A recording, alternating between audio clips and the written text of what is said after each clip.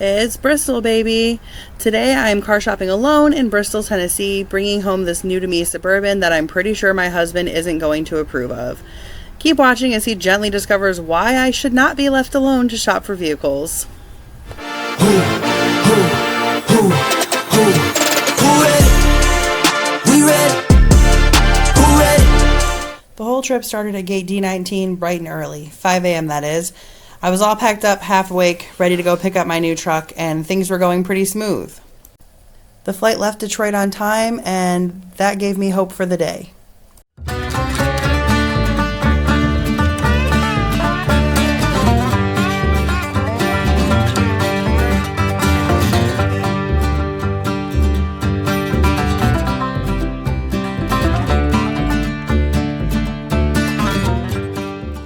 The last of the bags will be pushed back off the gate in just the next few minutes. Once airborne, 1 hour, 17-minute flight time at a cruising altitude of 37,000 feet.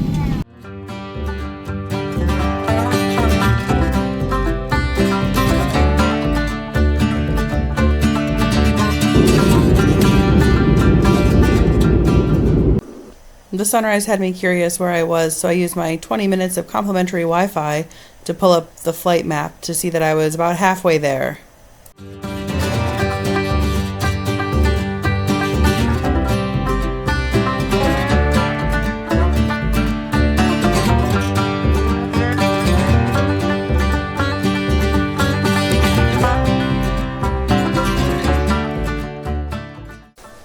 We landed in Charlotte a little ahead of schedule, which was great because I only had about an hour layover and quickly realized that they had moved the gate to almost the other end of the Charlotte airport. And if you've been there before, you know that is not a small place to travel.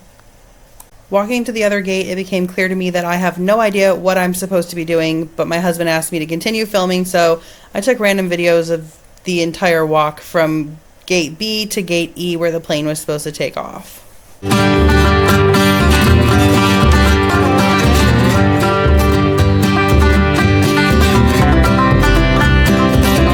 This flight was on time too, from Charlotte to Tri-Cities Regional. About 8:50 we boarded the plane, and it's probably one of the smallest planes I've ever been on in my entire life. I even had to duck when I was getting on. This is when the trip went downhill fast. They put us on the plane and we did not have clearance to take off from Tri-Cities Regional due to fog. So they let us stay on the plane for about a half hour. At that point, they told us that it was going to be a longer delay than they had wanted. So they asked everybody to get off the plane. So I got Frank on the phone and we decided to make sure I made it to the dealership before they closed, that I would just get a rental car because we were only 3 hours away.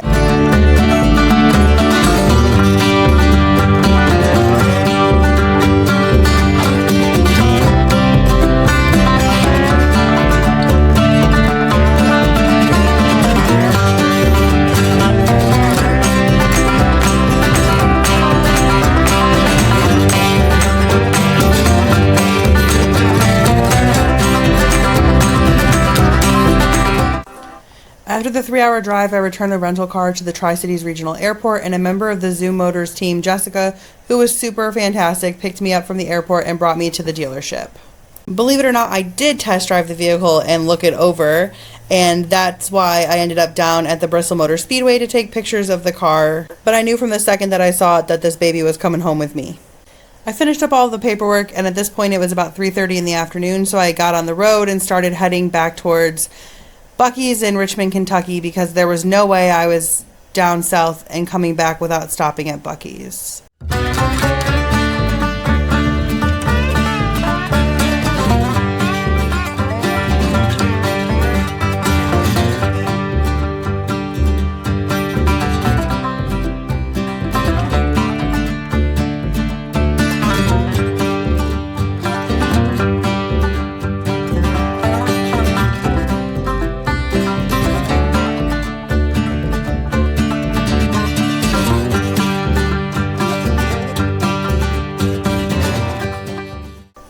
Time was actually going pretty fast. I was just minding my own business, listening to my Gilmore Girls podcast and enjoying the drive.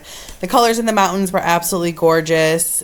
always had lots of good scenic views to look over the edge at, but I was glad to be getting back on 75 headed north because that means I was about 5 hours, 6 hours from home maybe, and really close to getting to Buc-ee's.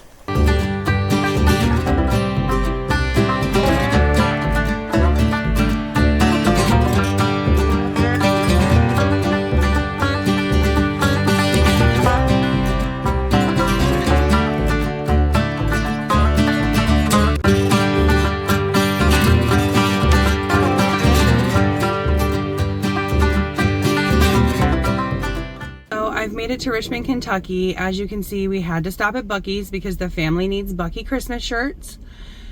It's about 7:30 already. I've been traveling since 5 o'clock in the morning, but the baby had us awake at almost 3, so the plan is to get in and out of Buc-ee's as fast as possible and get back on the road and see how fast I can make it back to Michigan. I'm back on the road again. That was probably one of the fastest trips to Buc-ee's I've ever had. Still spent just as much as I normally would if I had stayed a little bit longer, but I was able to get everybody matching Christmas shirts, and I'm sure the family will be thrilled about that come Christmas morning.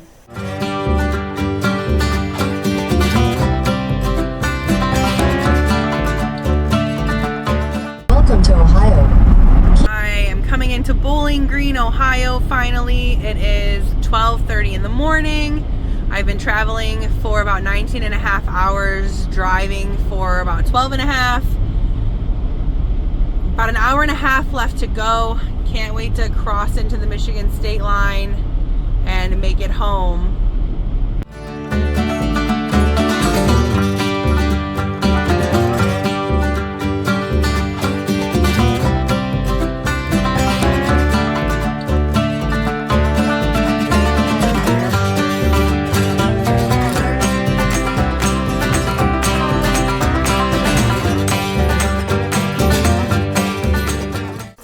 It's 1:49 in the morning. I finally made it home. One of the longest travel days I've ever had, but I'm glad to be here and can't wait to show off the vehicle to my husband in the morning.